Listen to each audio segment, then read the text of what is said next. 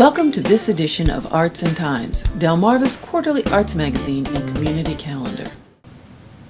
Monika Lilley is a fiber artist who runs the Upper Room Studio in Berlin.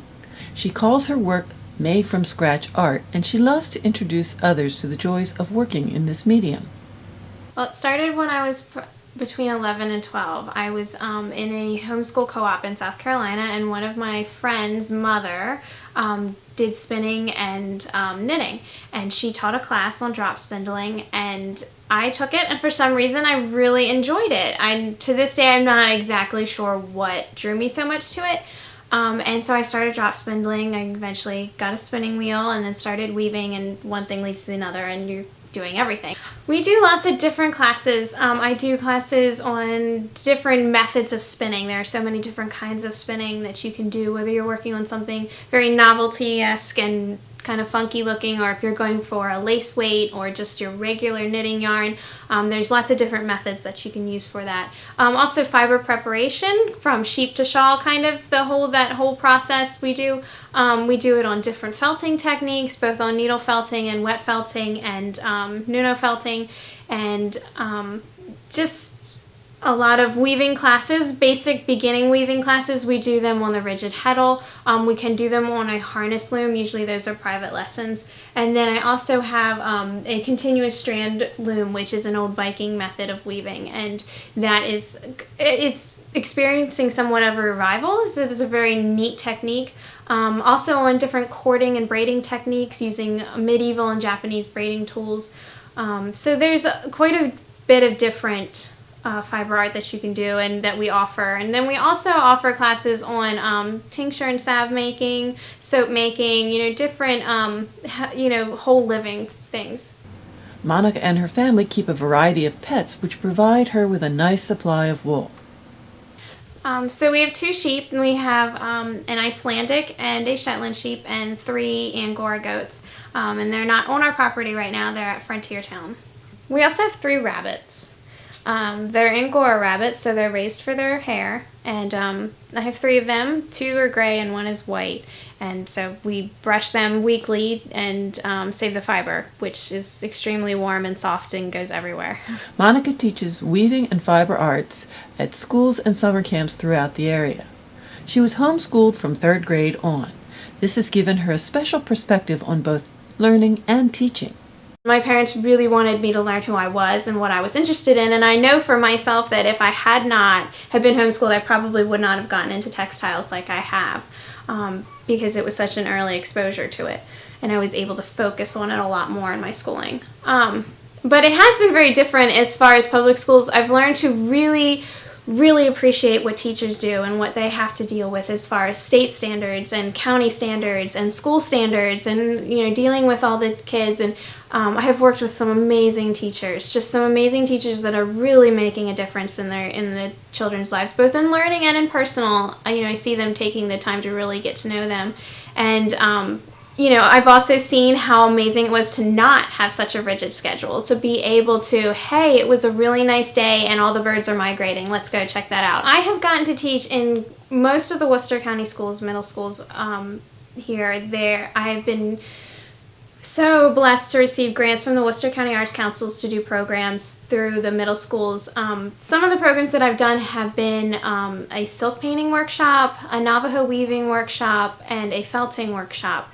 And those were like the major ones that I've done. And when I teach a class, I focus a lot on the whole arts immersion. It's not just fiber art, and it doesn't relate to any other aspect of life. When we did the silk painting class, we focused a lot on the history of silk and where it came from and the stories behind it. We also focused on the silkworm's life and its cycle and how it produces silk, and then we also got to do the art project. And with that connection, it makes that piece of art that they get to take home so much more meaningful.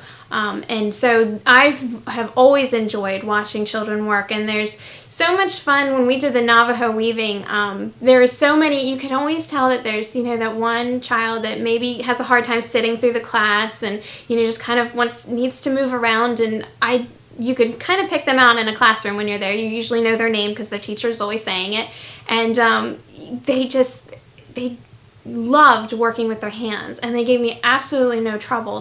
They didn't want to leave, and were always asking, can we take the project home with us? And I'm like, no, you have to finish it here. I'll never see it again, before the end of the week. But they love the tactile learning, especially the boys, which was very surprising to me. You could see them thinking about how the connection was made with what they were doing and what they were learning. And it's been a great experience learning to work with kids and to be able to impact their life in that way and show them some things that they might not otherwise be exposed to. Monika has taken classes but is mostly self-taught. She has done research on various methods and a lot of experimentation.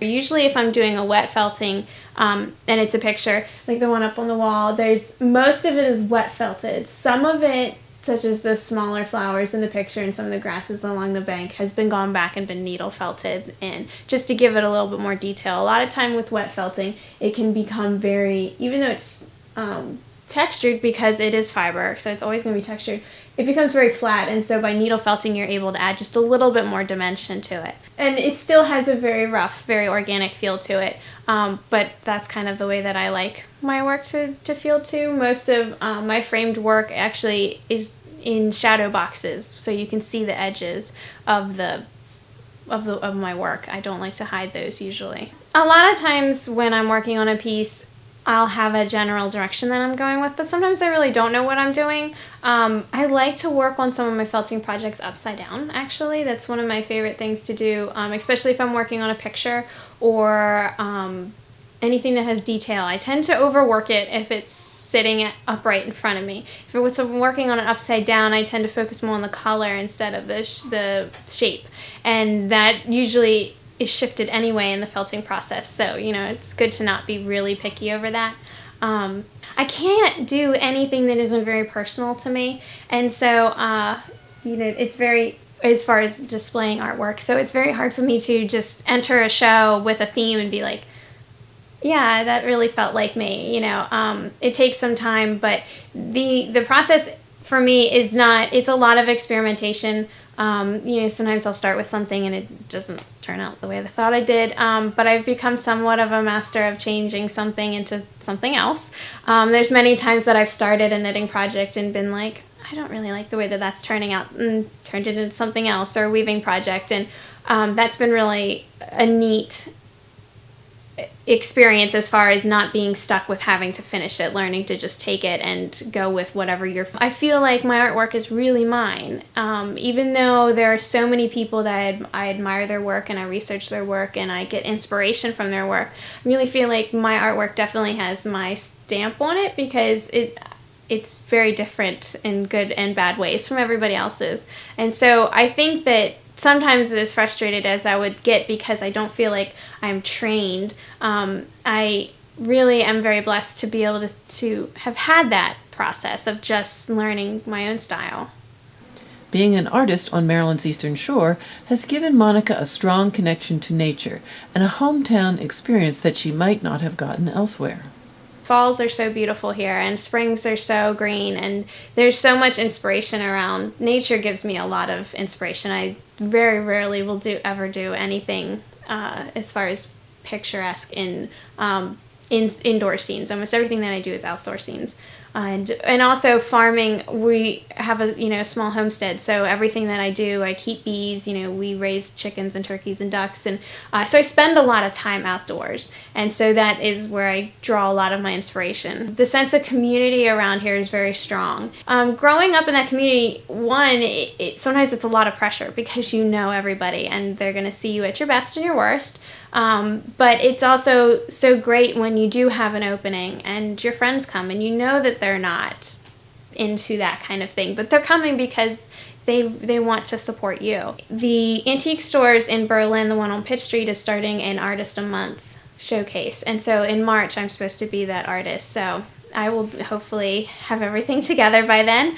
I have a lot of classes coming up. We do a lot of teaching at the library, so we have a lot of free classes coming up for the next 3 months, actually, on all different types of weaving and felting and spinning, which is very exciting and a lot of fun to teach. And then we also have classes here, and we're hoping to do some classes again at the Art Gallery in Ocean City, because I've done a few classes there and they've been well received. Look for Monika's work at the Worcester County Arts Council in Berlin and find out more about classes by following her on Facebook. This video was sponsored by Worcester County Tourism. Visit the beach and beyond. Thank you for watching this edition of Arts and Times. This has been a Moonshell production.